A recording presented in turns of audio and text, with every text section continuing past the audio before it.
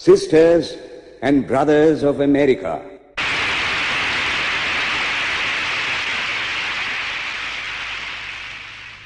it fills my heart with joy unspeakable to rise in response to the warm and cordial welcome which you have given us. अमेरिकावासी बहनों तथा I भाइयों, thank you.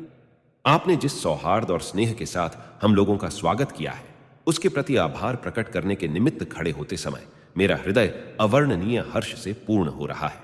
संसार में सन्यासियों की सबसे प्राचीन परंपरा की ओर से मैं आपको धन्यवाद देता हूं, धर्मों की माता की ओर से धन्यवाद देता हूं और सभी संप्रदायों एवं मतों के कोटि कोटि हिंदुओं की ओर से भी धन्यवाद देता हूं।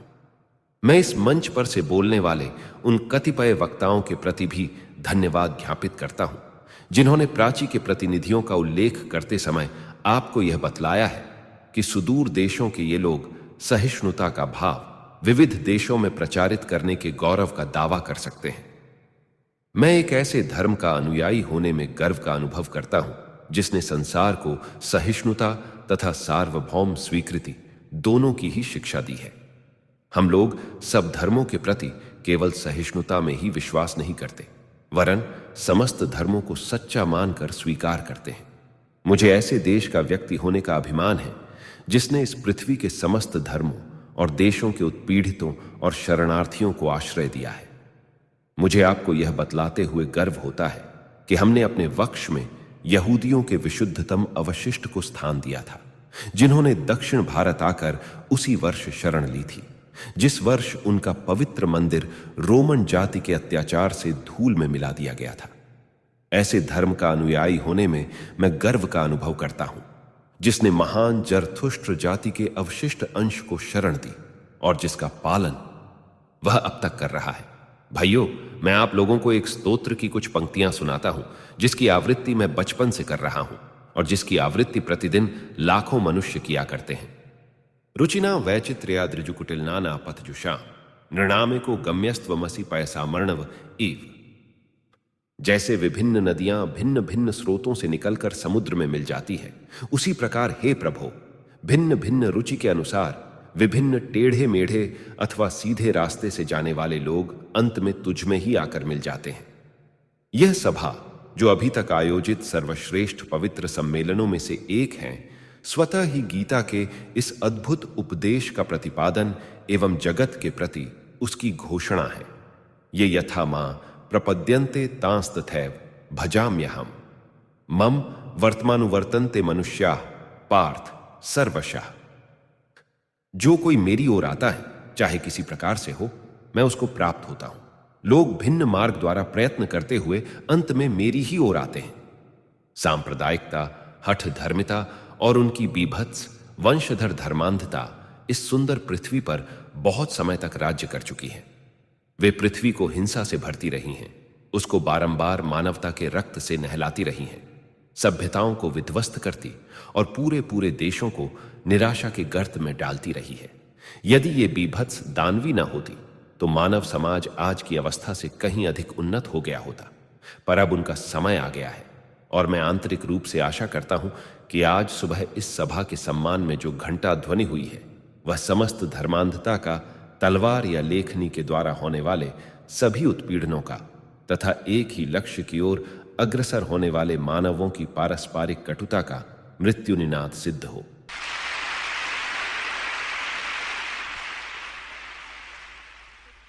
Ladies and gentlemen, on the agenda for today, the 15th of September, 1893, a galaxy of eminent speakers are scheduled to address us, and it gives us great pleasure to once again invite Swami Vivekananda to speak. His subject for today, Why We Disagree. मैं आप लोगों को एक छोटी सी कहानी सुनाता हूं। अभी जिन वाग्मी वक्ता महोदय ने व्याख्यान समाप्त किया है, उनके इस वचन को आपने सुना है कि आओ हम लोग एक दूसरे को बुरा कहना बंद कर दें, और उन्हें इस बात का बड़ा खेद है कि लोगों में सदा इतना मतभेद क्यों रहता है। परंतु मैं समझता हूं कि जो कहानी मैं सुनाने वाला हूं, उससे आप लोगों को इस मतभेद का कारण स्पष्ट हो जाएगा। एक कुएं में बहुत समय से एक मेढक रहता था। वह वहीं पैदा हुआ था और वहीं उसका पालन पोषण हुआ, पर फिर भी वह मेढक छोटा ही था। धीरे धीरे यह मेढक उसी कुएं में रहते रहते मोटा और चिकना हो गया। अब एक दिन एक दूसरा मेढक जो समुद्र में रहता था वहां आया और कुएं में गिर पड़ा। तुम कहां से आए हो? मैं समुद्र से आया हूं। समुद्र? भला कितना बड़ा है वह? क्या वह भी इतना ही बड़ा है जितना मेरा यह कुआं?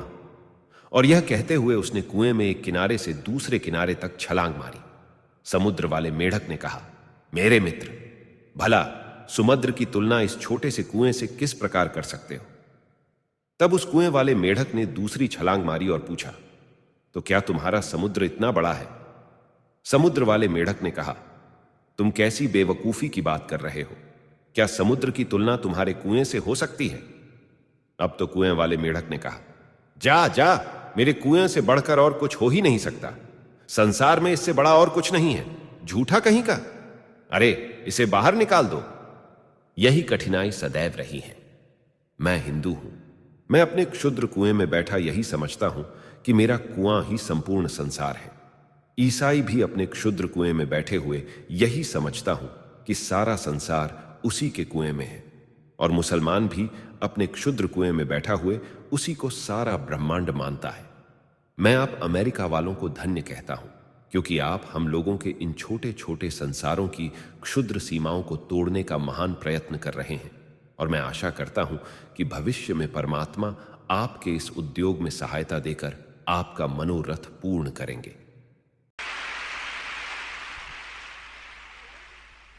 Delegates and friends, today, the 19th of September, 1893, is the 9th day of the World's Parliament of Religions.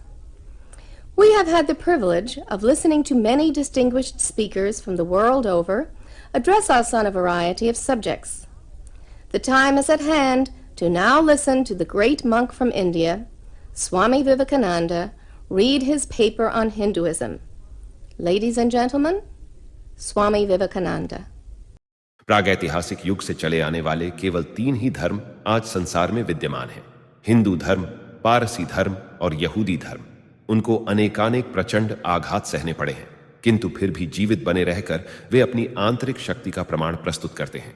पर जहां हम यह देखते हैं कि यहूदी धर्म ईसाई धर्म को आत्मसात नहीं कर सका, वरन अपनी सर्व विजयनी दुहिता ईसाई धर्म द्वारा अपने जन्म स्थान से निर्वासित कर दिया गया, और केवल मुट्ठी भर पारसी ही अपने महान धर्म की गाथा गाने के लिए अब अवशिष्ट हैं, वहां भारत में एक के बाद एक न जाने कितने संप्रदायों का उदय हुआ और उन्होंने वैदिक धर्म को जड़ से हिला दिया। किंतु भयंकर भूकंप के समय समुद्र तट के जल के समान वह कुछ समय पश्चात 1000 गुना बलशाली होकर सर्वग्रासी आप्लावन के रूप में पुनः लौटने के लिए पीछे हट गया। और जब यह सारा कोलाहल शांत हो गया, तब इन समस्त धर्म संप्रदायों को उनकी धर्म माता हिंदू धर्म की विराट काया ने चूस लिया, आत्मसात कर लिया और अपने में पचा डाला। वेदांत दर्शन की अत्युच्च आध्यात्मिक उड़ानों से लेकर आधुनिक विज्ञान के नवीनतम आविष्कार, जिसकी केवल प्रतिध्वनि मात्र प्रतीत होते हैं, मूर्ति पूजा के निम्न स्तरीय विचारों एवं तदानुषंगिक अनेकानेक पौराणिक दंत कथाओं तक, और बौद्धों के अज्ञेयवाद तथा जैनों के निरीश्वरवाद, इनमें से प्रत्येक के लिए हिंदू धर्म में स्थान है। तब यह प्रश्न उठता है कि वह कौन सा सामान्य बिंदु है जहां पर इतनी विभिन्न दिशाओं में जाने वाली त्रिज्याएं केंद्रस्थ होती हैं? वह कौन सा एक सामान्य आधार है जिस पर यह प्रचंड विरोधाभास आश्रित है? इसी प्रश्न का उत्तर देने का अब मैं प्रयत्न करूंगा। हिंदू जाति ने अपना धर्म श्रुति वेदों से प्राप्त किया है। उसकी धारणा है कि वेद अनादि और अनंत हैं। श्रोताओं को संभव है यह बात हास्यास्पद लगे कि कोई पुस्तक अनादि और अनंत कैसे हो सकती है, किंतु वेदों का अर्थ कोई पुस्तक है ही नहीं। वेदों का अर्थ है भिन्न भिन्न कालों में भिन्न भिन्न व्यक्तियों द्वारा आविष्कृत आध्यात्मिक सत्यों का संचित कोश। जिस प्रकार गुरुत्वाकर्षण का सिद्धांत मनुष्यों के पता लगने से पूर्व भी अपना काम करता चला आया था, और आज यदि मनुष्य जाति उसे भूल जाए तो भी वह नियम अपना काम करता रहेगा, ठीक वही बात आध्यात्मिक जगत का शालन करने वाले नियमों के संबंध में भी है। एक आत्मा का दूसरी आत्मा के साथ और जीवात्मा का आत्माओं के परम पिता के साथ जो नैतिक तथा आध्यात्मिक संबंध है, वे उनके आविष्कार के पूर्व भी थे, और हम यदि उन्हें भूल भी जाएं तो बने रहेंगे। इव नियमों या सत्यों का आविष्कार करने वाले आशी कहलाते हैं, और हम उनको पूर्णत्व तक पहुंची हुई आत्मा मानकर सम्मान देते हैं। श्रोताओं को यह बतलाते हुए मुझे हर्ष होता है कि इन महानतम ऋषियों में कुछ स्त्रियां भी थीं। यहां यह कहा जा सकता है कि ये नियम नियम के रूप में अनंत भले ही हैं, पर इनका आदि तो अवश्य ही होना चाहिए। वेद हमें यह सिखाते हैं कि सृष्टि का न आदि है न अंत। विज्ञान ने हमें सिद्ध कर दिखाया है कि समग्र विश्व की सारी ऊर्जा समष्टि का परिमाण सदा एक सा रहता है। तो फिर यदि ऐसा कोई समय था जबकि किसी वस्तु का अस्तित्व ही नहीं था, उस समय यह संपूर्ण ऊर्जा कहां थी? कोई कहता है कि ईश्वर में ही वह सब अव्यक्त रूप में निहित थी। तब तो ईश्वर कभी अव्यक्त और कभी व्यक्त है। इससे तो वह विकारशील हो जाएगा। प्रत्येक विकारशील पदार्थ यौगिक होता है और हर यौगिक पदार्थ में वह परिवर्तन अवश्वंभावी है जिसे हम विनाश कहते हैं। इस तरह तो ईश्वर की मृत्यु हो जाएगी जो अनर्गल है। अतः ऐसा समय कभी नहीं था जब यह सृष्टि नहीं थी। मैं एक उपमा दूं। सृष्टा और सृष्टि मानो दो रेखाएं हैं जिनका न आदि है न अंत और जो समांतर चलती है। ईश्वर नित्य क्रियाशील विधाता है जिसकी शक्ति से प्रलय पयोधि में से नित्यशः एक के बाद एक ब्रह्मांड का सृजन होता है। वे कुछ काल तक गतिमान रहते हैं और तत्पश्चात वे पुनः विनष्ट कर दिए जाते हैं। सूर्या चंद्रमसौ धाता यथा पूर्व कल्पयत, अर्थात इस सूर्य और इस चंद्रमा को विधाता ने पूर्व कल्पों के सूर्य और चंद्रमा के समान निर्मित किया है। इस वाक्य का पाठ हिंदू बालक प्रतिदिन करता है। यहां पर मैं खड़ा हूं और अपनी आंखें बंद करके यदि अपने अस्तित्व मैं को समझने का प्रयत्न करूं तो मुझ में किस भाव का उदय होता है? इस भाव का कि मैं शरीर हूं। तो क्या मैं भौतिक पदार्थों के संघात के सिवा और कुछ नहीं हूं? वेदों की घोषणा है, नहीं, मैं शरीर में रहने वाली आत्मा हूं। मैं शरीर नहीं हूं। शरीर मर जाएगा पर मैं नहीं मरूंगा। मैं इस शरीर में विद्यमान हूं और इस शरीर का पतन होगा तब भी मैं विद्यमान रहूंगा ही। मेरा एक अतीत भी है। आत्मा की सृष्टि नहीं हुई है क्योंकि सृष्टि का अर्थ है भिन्न भिन्न द्रव्यों का संघात और इस संघात का भविष्य में विघटन अवश्यंभावी है। अतएव यदि आत्मा का सृजन हुआ तो उसकी मृत्यु भी होनी चाहिए। कुछ लोग जन्म से ही सुखी होता है और पूर्ण स्वास्थ्य का आनंद भोगते हैं। उन्हें सुंदर शरीर, उत्साहपूर्ण मन और सभी आवश्यक सामग्रियां प्राप्त रहती हैं। दूसरे कुछ लोग जन्म से ही दुखी होते हैं। किसी के हाथ या पांव नहीं होते तो कोई मूर्ख होते हैं और येन केन प्रकारेण अपने दुखमय जीवन के दिन काटते हैं। ऐसा क्यों? यदि सभी एक ही न्यायी और दयालु ईश्वर ने उत्पन्न किए हों तो फिर उसने एक को सुखी और दूसरे को दुखी क्यों बनाया? ईश्वर ऐसा पक्षपाती क्यों है? फिर ऐसा मानने से बात नहीं सुधर सकती कि जो वर्तमान जीवन दुखी हैं, भावी जीवन में पूर्ण सुखी रहेंगे। न्यायी और दयालु ईश्वर के राज्य में मनुष्य इस जीवन में भी दुखी क्यों रहे? दूसरी बात यह है कि सृष्टि उत्पादक ईश्वर को मान्यता देने वाला सिद्धांत वैषम्य की कोई व्याख्या नहीं करता, बल्कि वह तो केवल एक सर्वशक्तिमान पुरुष का निष्ठुर आदेश ही प्रकट करता है। अतएव इस जन्म के पूर्व ऐसे कारण होने ही चाहिए जिनके फलस्वरूप मनुष्य इस जन्म में सुखी या दुखी हुआ करते हैं, और ये कारण है उसके ही पूर्वनुष्ठित कर्म। क्या मनुष्य के शरीर और मन की सारी प्रवृत्तियों की व्याख्या उत्तराधिकार से प्राप्त क्षमता द्वारा नहीं हो सकती? यहां जड़ और चैतन्य, मन, सत्ता की दो समानांतर रेखाएं हैं। यदि जड़ और जड़ के समस्त रूपांतर ही जो कुछ यहां उसके कारण सिद्ध हो सकते, तो फिर आत्मा के अस्तित्व को मानने की कोई आवश्यकता ही न रह जाती। पर यह सिद्ध नहीं किया जा सकता कि चैतन्य विचार का विकास जड़ से हुआ है, और यदि कोई दार्शनिक अद्वैतवाद अनिवार्य है तो आध्यात्मिक अद्वैतवाद निश्चय ही तर्कसंगत है और भौतिक अद्वैतवाद से किसी भी प्रकार कम वांछनीय नहीं। परंतु यहां इन दोनों की आवश्यकता नहीं है। हम यह अस्वीकार नहीं कर सकते कि शरीर कुछ प्रवृत्तियों को आनुवंशिकता से प्राप्त करता है, किंतु ऐसी प्रवृत्तियों का अर्थ केवल शारीरिक रूपाकृति से है, जिसके माध्यम से केवल एक विशेष मन एक विशेष प्रकार से काम कर सकता है।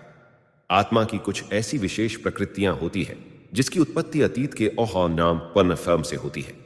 एक विशेष प्रवृत्ति वाली जीवात्मा योग्यन योग्यन युज्यते इस नियमानुसार उसी शरीर में जन्म ग्रहण करती है जो उस प्रवृत्ति के प्रकट करने के लिए सबसे उपयुक्त आधार हो। यह विज्ञान संगत है, क्योंकि विज्ञान हर प्रवृत्ति की व्याख्या आदत से करना चाहता है और आदत आवृत्तियों से बनती है। अतएव नवजात जीवात्मा की नैसर्गिक आदतों की व्याख्या के लिए आवृत्तियां अनिवार्य हो जाती है, और चूंकि वे प्रस्तुत जीवन में प्राप्त नहीं होती, अतः वे पिछले जीवनों से ही आई होंगी। एक और दृष्टिकोण है, ये सभी बातें यदि स्वयं सिद्ध भी मान लें तो मैं अपने पूर्व जन्म की कोई बात स्मरण क्यों नहीं रख पाता? इसका समाधान सरल है। मैं अभी अंग्रेजी बोल रहा हूं, वह मेरी मातृभाषा नहीं है।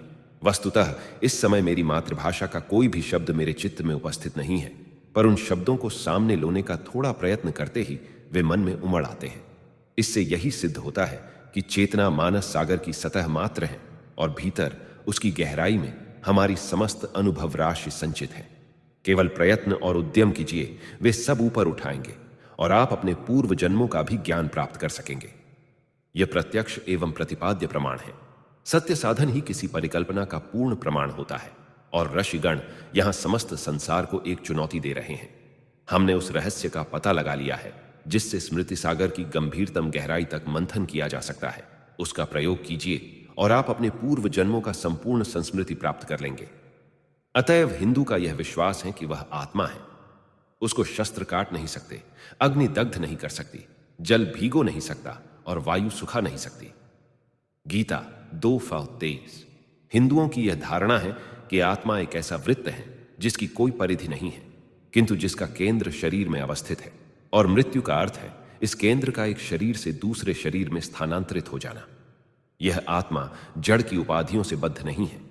वह स्वरूपतः नित्य शुद्ध बुद्ध मुक्त स्वभाव है, परंतु किसी कारण से वह अपने को जड़ से बंधी हुई पाती है और अपने को जड़ ही समझती है।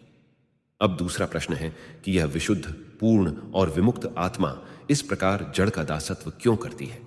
स्वयं पूर्ण होते हुए भी इस आत्मा को अपूर्ण होने का भ्रम कैसे हो जाता है? हमें यह बताया जाता है कि हिंदू लोग इस प्रश्न से कतरा जाते हैं, ऐर कह देते कि ऐसा प्रश्न हो ही नहीं सकता। कुछ विचारक पूर्ण प्राय सत्ताओं की कल्पना कर लेते हैं और इस रिक्त को भरने के लिए बड़े हड्डे वैज्ञानिक नामों का प्रयोग करते हैं, परंतु नाम दे देना व्याख्या नहीं है। प्रश्न ज्यों का त्यों ही बना रहता है। पूर्ण ब्रह्म पूर्ण प्राय अथवा अपूर्ण कैसे हो सकता है? शुद्ध निरपेक्ष ब्रह्म अपने स्वभाव को सूक्ष्माति सूक्ष्म कण भर भी परिवर्तित कैसे कर सकता है? पर हिंदू ईमानदार है, वह मिथ्या तर्क का सहारा नहीं लेना चाहता। पुरुषोचित रूप में इस प्रश्न का सामना करने का साहस वह रखता है और इस प्रश्न का उत्तर देता है, मैं नहीं जानता कि पूर्ण आत्मा अपने को अपूर्ण कैसे समझने लगी, जड़ पदार्थों के संयोग से अपने को जड़ नियमाधीन कैसे मानने लगी। पर इस सब के बावजूद तथ्य जो है वही रहेगा। यह सभी की चेतना का एक तथ्य है कि प्रत्येक व्यक्ति अपने को शरीर मानता है। हिंदू इस बात की व्याख्या करने का प्रयत्न नहीं करता कि मनुष्य अपने को शरीर क्यों समझता है। यह ईश्वर की इच्छा है। यह उत्तर कोई समाधान नहीं है। यह उत्तर हिंदू के मैं नहीं जानता के सिवा और कुछ नहीं है। अतएव मनुष्य की आत्मा अनादि और अमर है, पूर्ण और अनंत है, और मृत्यु का अर्थ है एक शरीर से दूसरे शरीर में केवल केंद्र परिवर्तन। वर्तमान अवस्था हमारे पूर्वानुष्ठित कर्मों द्वारा निश्चित होती है और भविष्य वर्तमान कर्मों द्वारा।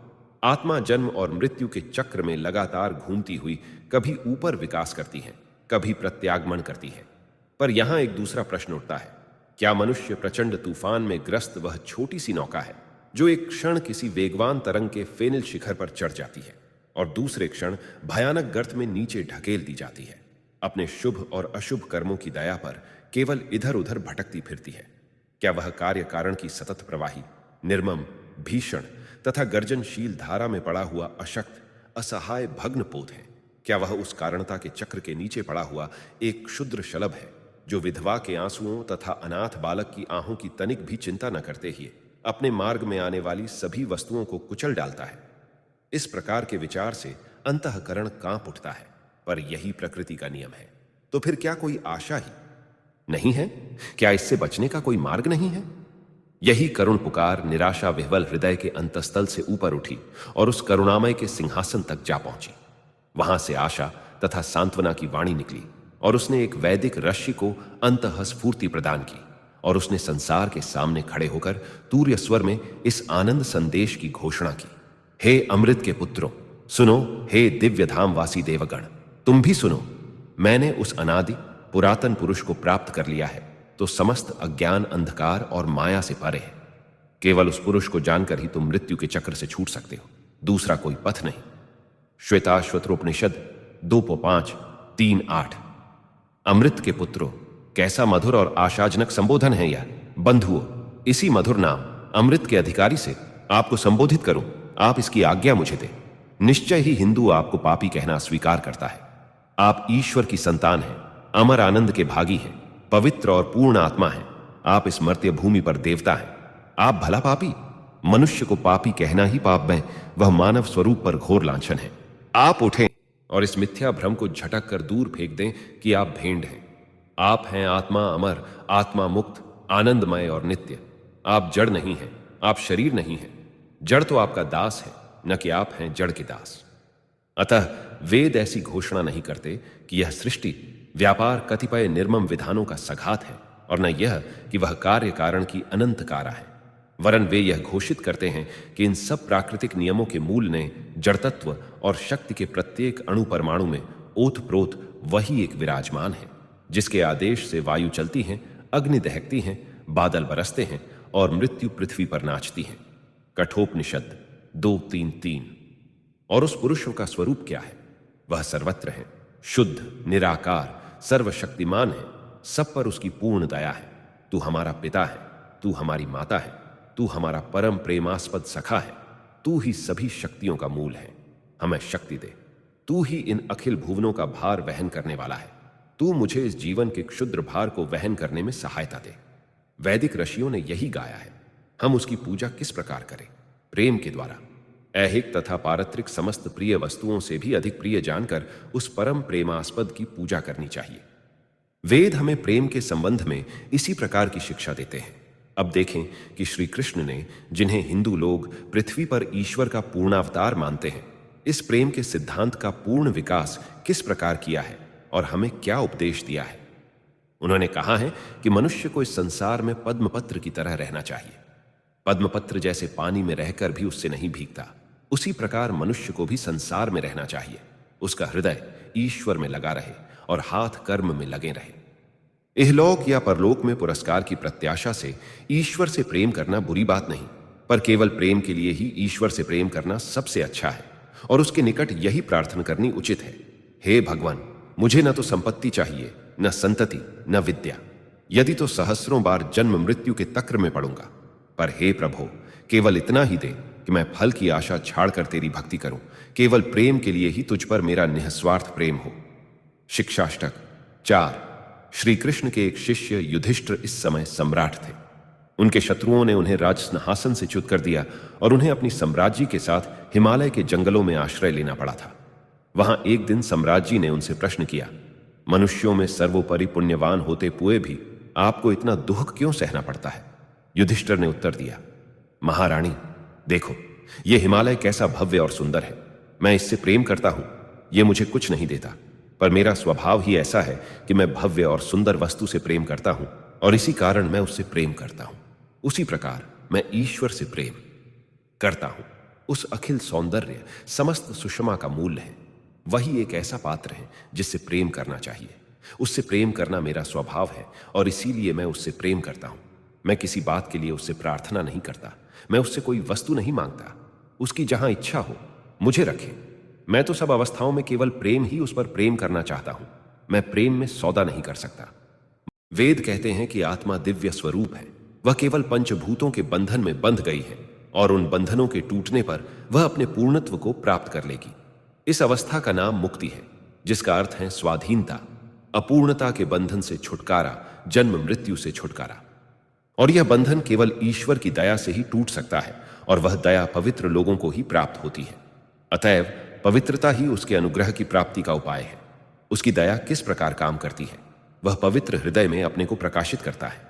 पवित्र और निर्मल मनुष्य इसी जीवन में ईश्वर दर्शन प्राप्त कर कृतार्थ हो जाता है।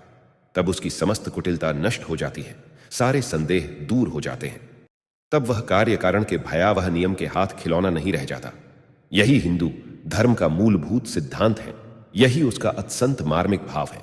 हिंदू शब्दों और सिद्धांतों के जाल में जीना नहीं चाहता। यदि इन साधारण इंद्रिय संवेद्य विषयों के परे और भी कोई सत्ताएं हैं तो वह उनका प्रत्यक्ष अनुभव करना चाहता है। यदि उसमें कोई आत्मा है जो जड़ वस्तु नहीं है, यदि कोई दयामय सर्वव्यापी विश्वात्मा है, तो वह उसका साक्षात्कार करेगा। वह उसे अवश्य देखेगा और मात्र उसी से समस्त शंकाएं दूर होंगी। अतः हिंदू ऋषि आत्मा के विषय में, ईश्वर के विषय में यही सर्वोत्तम प्रमाण देता है। मैंने आत्मा का दर्शन किया है, मैंने ईश्वर का दर्शन किया है, और यही पूर्णत्व की एकमात्र शर्त है। हिंदू धर्म भिन्न भिन्न मत मतांतरों या सिद्धांतों पर विश्वास करने के लिए संघर्ष और प्रयत्न में निहित नहीं है, वरन वह साक्षात्कार है। वह केवल विश्वास कर लेना नहीं है, वह होना और बनना है। इस प्रकार हिंदुओं की सारी साधना प्रणाली का लक्ष्य है सतत अध्यवसाय द्वारा पूर्ण बन जाना, दिव्य बन जाना, ईश्वर को प्राप्त करना और उसके दर्शन कर लेना, उस स्वर्गस्थ पिता के समान पूर्ण जाना हिंदुओं का धर्म है।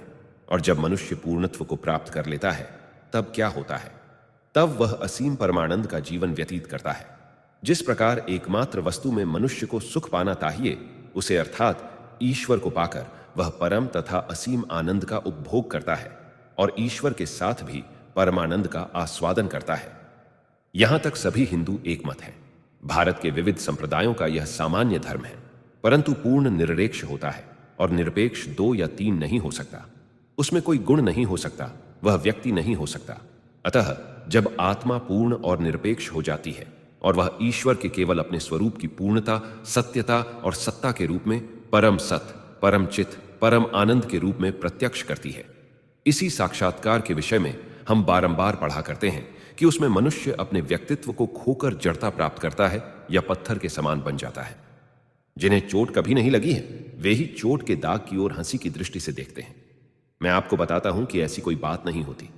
यदि इस एक क्षुद्र शरीर की चेतना से इतना आनंद होता है, तो 2 शरीरों की चेतना का आनंद अधिक होना चाहिए, और उसी प्रकार क्रमशः अनेक शरीरों की चेतना के साथ आनंद की मात्रा भी अधिकाधिक बढ़नी चाहिए, और विश्व चेतना का बोध होने पर आनंद की परम अवस्था प्राप्त हो जाएगी। अतः उस असीम विश्व व्यक्तित्व की प्राप्ति के लिए इस कारा स्वरूप दुखमय क्षुद्र व्यक्तित्व का अंत होना ही चाहिए। जब मैं प्राण स्वरूप से एक हो जाऊंगा, तभी मृत्यु के हाथ से मेरा छुटकारा हो सकता है। जब मैं आनंद स्वरूप हो जाऊंगा, तभी दुख का अंत हो सकता है।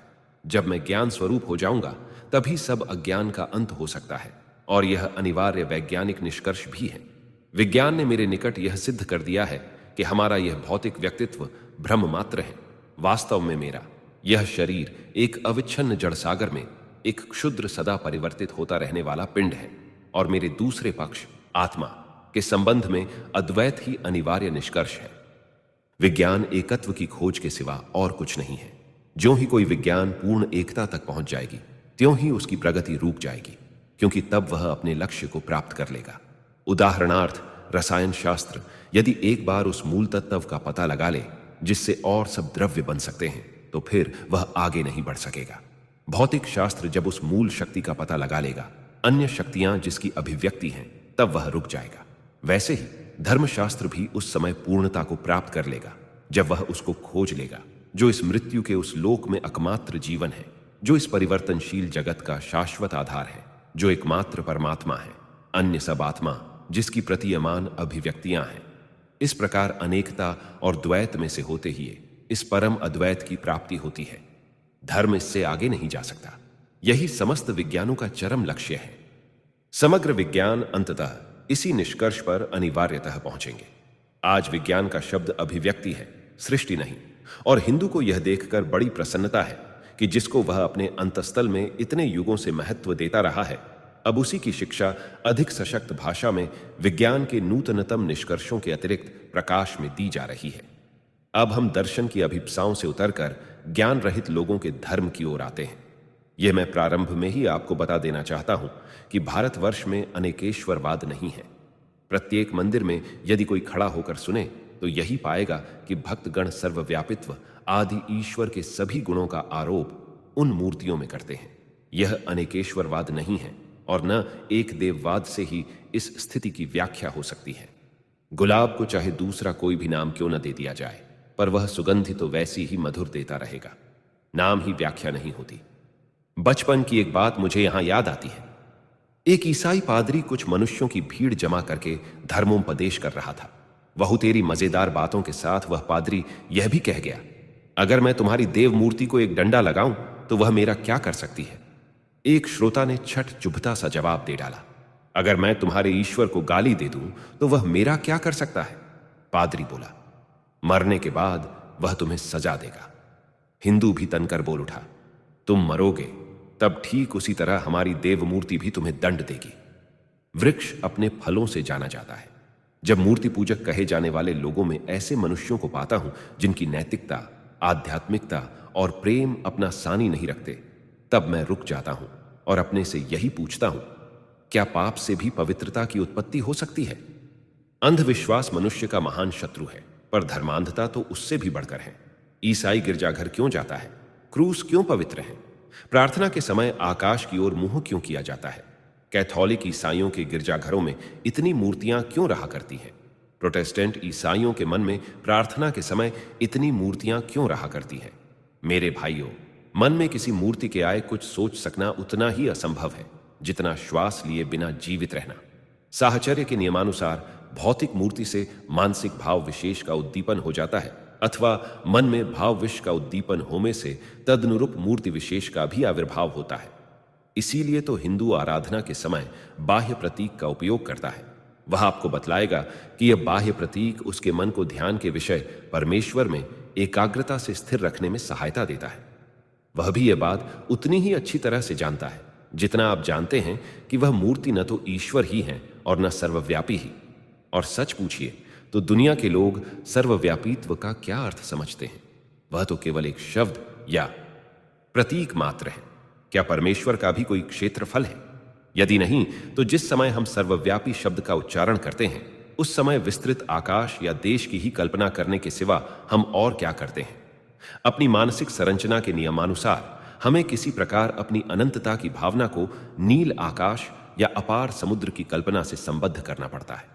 उसी तरह हम पवित्रता के भाव को अपने स्वभावानुसार गिरजाघर या मस्जिद या क्रूस से जोड़ लेते हैं। हिंदू लोग पवित्रता, नित्यत्व, सर्वव्यापित्व आदि आदि भावों का संबंध विभिन्न मूर्तियों और रूपों से जोड़ते हैं।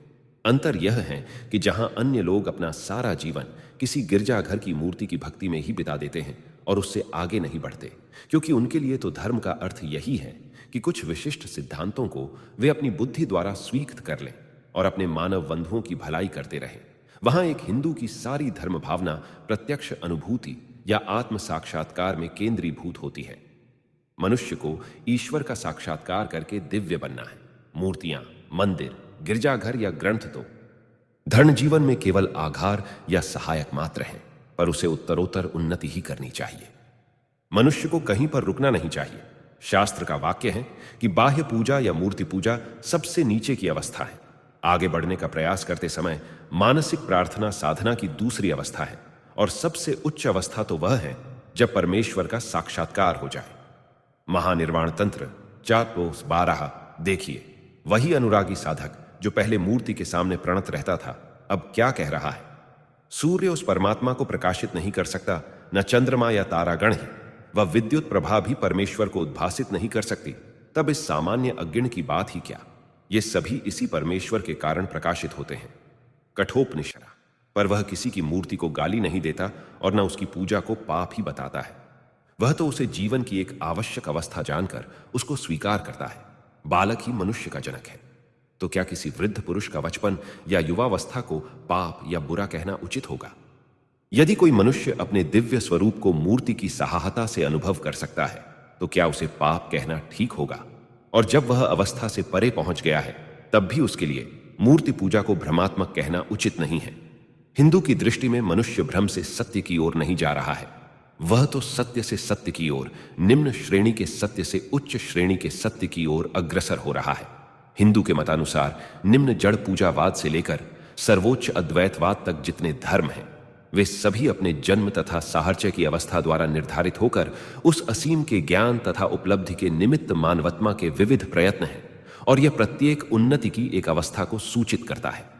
प्रत्येक जीव उस युवा गरुड़ पक्षी के समान है जो धीरे धीरे ऊंचा उड़ता हुआ तथा अधिकाधिक शक्ति संपादन करता हुआ अंत में उस भास्वर सूर्य तक पहुंच जाता है।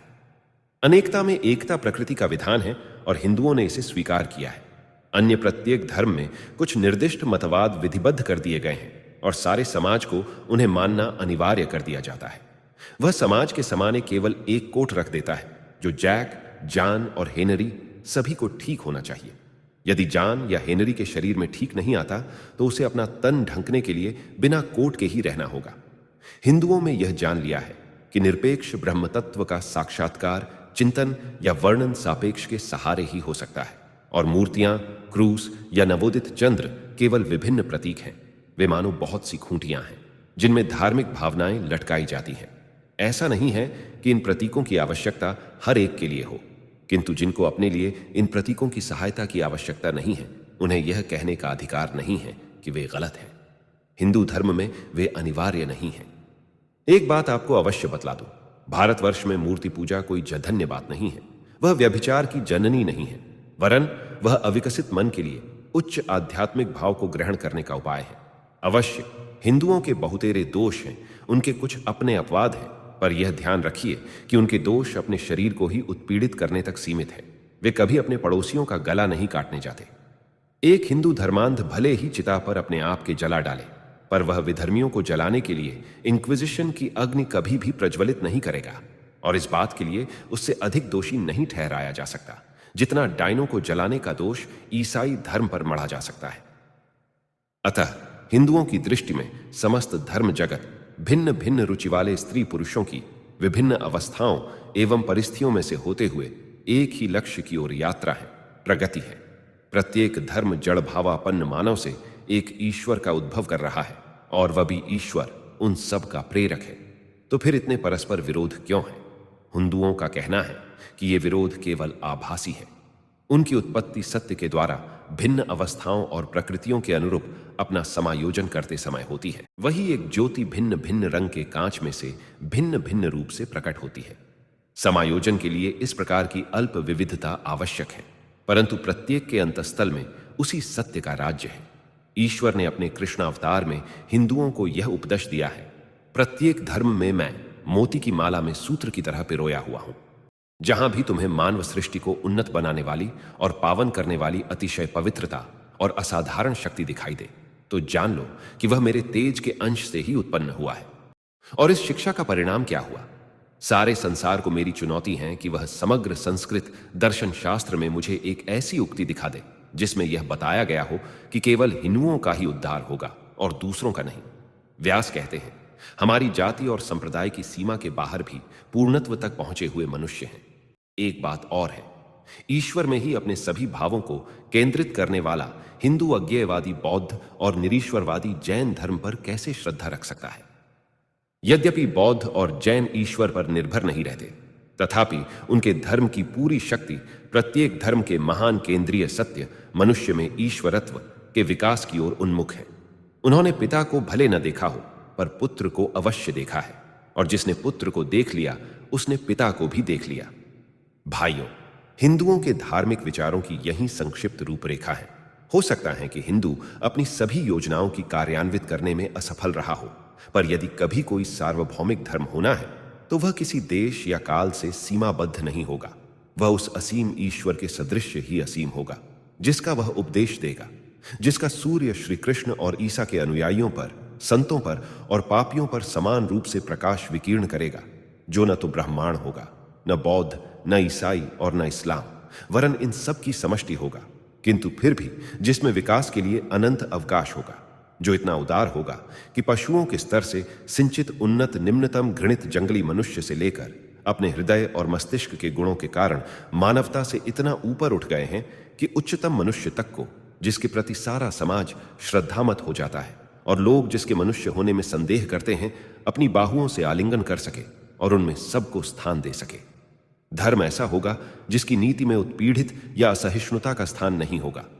वह प्रत्येक स्त्री और पुरुष में दिव्यता का स्वीकार करेगा और उसका संपूर्ण बल और सामर्थ्य मानवता को अपनी सच्ची दिव्य प्रकृति का साक्षात्कार करने के किए सहायता देने में ही केंद्रित होगा।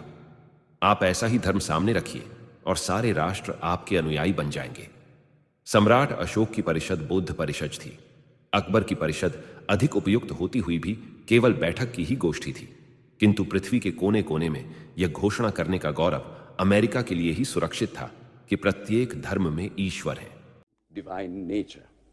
May he, who is the Brahma of the Hindus, the Ahura Mazda of the Zoroastrians, the Buddha of the Buddhists, the Jehovah of the Jews, the Father in heaven of the Christians, give strength to you to carry out your noble idea. आपको अपने उदार उद्देश्य को कार्यान्वित करने की शक्ति प्रदान करे। नक्षत्र पूर्व गगन में उदित हुआ और कभी धुंधला और कभी देदीप्यमान होते हुए धीरे धीरे पश्चिम की ओर यात्रा करते करते उसने समस्त जगत की परिक्रमा कर डाली और अब फिर प्राची के क्षितिज में सहस्र गुणी अधिक ज्योति के साथ उदित हो रहा है।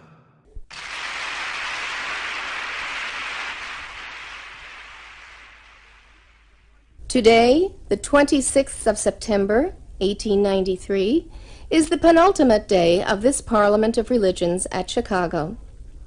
We have listened to engrossing discourses on the religions and theologies of the participating countries in these past 2 weeks.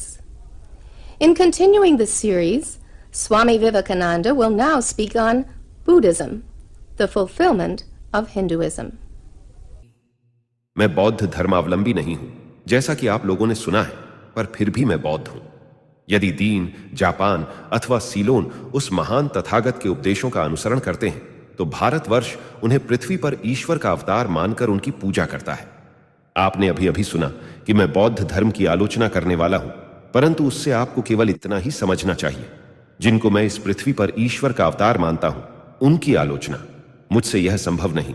परंतु बुद्ध के विषय में हमारी धारणा यह है कि उनके शिष्यों ने उनकी शिक्षाओं को ठीक ठीक नहीं समझा। हिंदू धर्म से मेरा तात्पर्य वैदिक धर्म है, और जो आजकल बौद्ध धर्म कहलाता है, उनमें आपस में वैसा ही संबंध है जैसा यहूदी तथा ईसाई धर्मों में। ईसा मसीह यहूदी थे और शाक्य मुनि हिंदू। यहूदियों ने ईसा को केवल अस्वीकार ही नहीं किया, उन्हें सूली पर भी चढ़ा दिया। हिंदुओं ने शाक्य मुनि को ईश्वर के रूप में ग्रहण किया है और उनकी पूजा करते हैं। किंतु प्रचलित बौद्ध धर्म ने तथा बुद्धदेव की शिक्षाओं में जो वास्तविक भेद हम हिंदू लोग दिखलाना चाहते हैं, वह विशेषता ही यह है कि शाक्य मुनि कोई नई शिक्षा देने के लिए अवतीर्ण नहीं हुए थे। वे भी ईसा के समान धर्म की संपूर्ति के लिए आए थे, उसका विनाश करने नहीं। अंतर इतना है कि जहां ईसा को प्राचीन यहूदी नहीं समझ पाए, जिस प्रकार यहूदी प्राचीन व्यवस्थान की निष्पत्ति नहीं समझ सके, उसी प्रकार बौद्ध भी हिंदू धर्म के सत्यों की निष्पत्ति को नहीं समझ पाए। मैं यह बात फिर से दोहराना चाहता हूं कि शाक्य मुनि ध्वंस करने नहीं आए थे, वरन वे हिंदू धर्म की निष्पत्ति थे, उसकी तार्किक परिणति और उसके युक्ति संगत विकास थे। हिंदी धर्म के 2 भाग हैं, कर्मकांड और ज्ञानकांड। ज्ञानकांड का विशेष अध्ययन सन्यासी लोग करते हैं। ज्ञानकांड में जाति भेद नहीं है। भारतवर्ष में उच्च अथवा नीच जाति के लोग सन्यासी हो सकते हैं और तब दोनों जातियां समान हो जाती हैं। धर्म में जाति भेद नहीं है, जाति तो एक सामाजिक संस्था मात्र है। शाक्य मुनि स्वयं सन्यासी थे और यह उनकी ही गरिमा है कि उनका हृदय इतना विशाल था कि उन्होंने अप्राप्य वेदों से सत्यों को निकालकर उनको समस्त संसार में विकीर्ण कर दिया। इस जगत में सबसे पहले वे ही ऐसे हुए जिन्होंने धर्म प्रचार की प्रथा चलाई। इतना ही नहीं, वरन मनुष्य को दूसरे धर्म से अपने धर्म में दीक्षित करने का विचार भी सबसे पहले उन्हीं के मन में उदित हुआ। सर्वभूतों के प्रति और विशेषकर अज्ञानी तथा दीन जनों के प्रति अद्भुत सहानुभूति में ही तथागत का महान गौरव सन्निहित है। उनके कुछ शिष्य ब्राह्मण थे। बुद्ध के धर्मोपदेश के समय संस्कृत भारत की जनभाषा नहीं रह गई थी। वह उस समय केवल पंडितों के ग्रंथों की ही भाषा थी।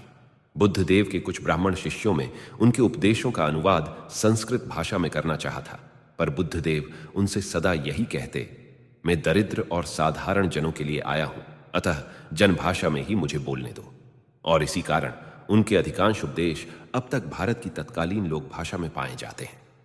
दर्शन शास्त्र का स्थान चाहे जो भी दो, तत्वज्ञान का स्थान चाहे जो भी हो, पर जब तक इस लोक में मृत्युमान की वस्तु है, जब तक मानव हृदय में दुर्बलता जैसी वस्तु है, जब तक मनुष्य के अंतःकरण से उसका दुर्बलता जनित करुण क्रंदन बाहर निकलता है, तब तक इस संसार में ईश्वर में विश्वास कायम रहेगा। जहां तक दर्शन की बात है, तथागत के शिष्यों ने वेदों की सनातन चट्टानों पर बहुत हाथ पैर पटके, पर वे उसे तोड़ न सके, और दूसरी ओर उन्होंने जनता के बीच से उस सनातन परमेश्वर को उठा लिया जिसमें हर नर नारी इतने अनुराग से आश्रय लेता है। फल यह हुआ कि बौद्ध धर्म को भारतवर्ष में स्वाभाविक मृत्यु प्राप्त करनी पड़ी, और आज इस धर्म की जन्मभूमि भारत में अपने को बौद्ध कहने वाली एक भी स्त्री या पुरुष नहीं है। किंतु इसके साथ ही ब्राह्मण धर्म ने भी कुछ खोया। समाज सुधार का वह उत्साह, प्राणी मात्र के प्रति वह आश्चर्यजनक सहानुभूति और करुणा तथा वह अद्भुत रसायन जिसे बौद्ध धर्म ने जन जन को प्रदान किया था, एवं जिसके फलस्वरूप भारतीय समाज इतना महान हो गया कि तत्कालीन भारत के संबंध में लिखने वाले एक यूनानी इतिहासकार को यह लिखना पड़ा कि एक भी ऐसा हिंदू नहीं दिखाई देता जो मिथ्या भाषण करता हो। एक भी ऐसी हिंदू नारी नहीं है जो पतिव्रता ना हो। हिंदू धर्म बौद्ध धर्म के बिना नहीं रह सकता और न बौद्ध धर्म हिंदू धर्म के बिना ही। तब यह देखे कि हमारे पारस्परिक पार्थक्य ने यह स्पष्ट रूप से प्रकट कर दिया कि बौद्ध ब्राह्मणों के दर्शन और मस्तिष्क के बिना नहीं ठहर सकते और न ब्राह्मण बौद्धों के विशाल हृदय का बिना। बौद्ध और ब्राह्मण के बीच यह पार्थक्य भारतवर्ष के पतन का कारण है। यही कारण है कि आज भारत में 30 करोड़ भिखमंगे निवास करते हैं और वह 1 वर्षों से विजेताओं का दास बना हुआ है। अतः आइए हम ब्राह्मणों की इस अपूर्व मेधा के साथ तथागत के हृदय, महानुभावता और अद्भुत लोकहितकारी शक्ति को मिला दें।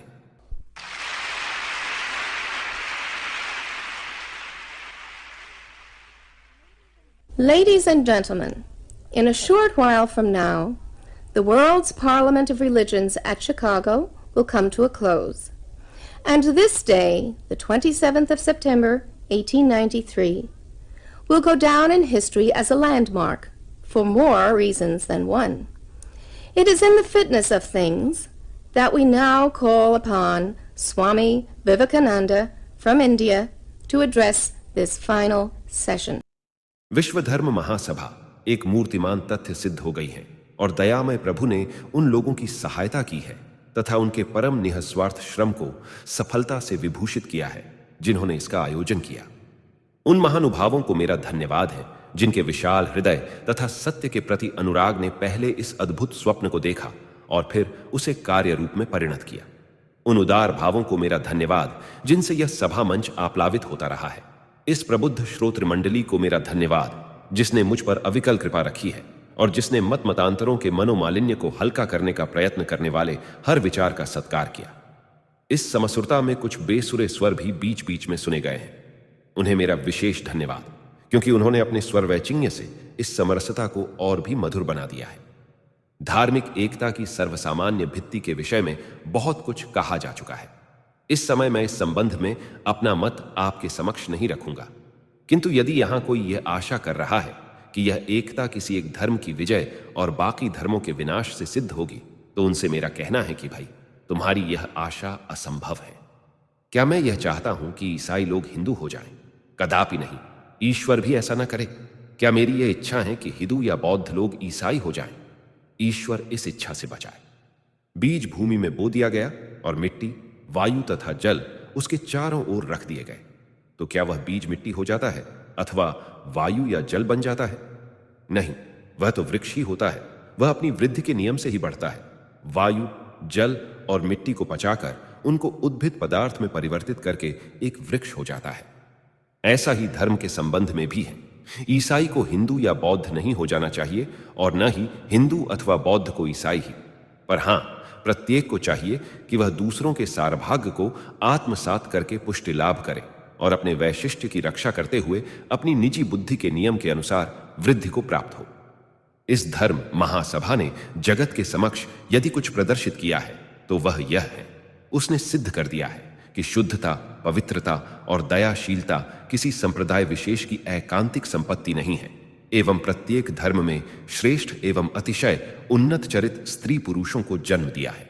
अब इन प्रत्यक्ष प्रमाणों के बावजूद भी कोई ऐसा स्वप्न देखें कि अन्याम्य सागे धर्म नष्ट हो जाएंगे और केवल उसका धर्म ही जीवित रहेगा, तो उस पर मैं अपने हृदय के अंतराल से दया करता हूं और उसे स्पष्ट बतलाए देता हूं कि शीघ्र ही सारे प्रतिरोधों के बावजूद प्रत्येक धर्म की पताका पर यह लिखा रहेगा, सहायता करो, लड़ो मत, परभाव ग्रहण न कि परभाव विनाश, समन्वय और शांति न कि मतभेद और कला।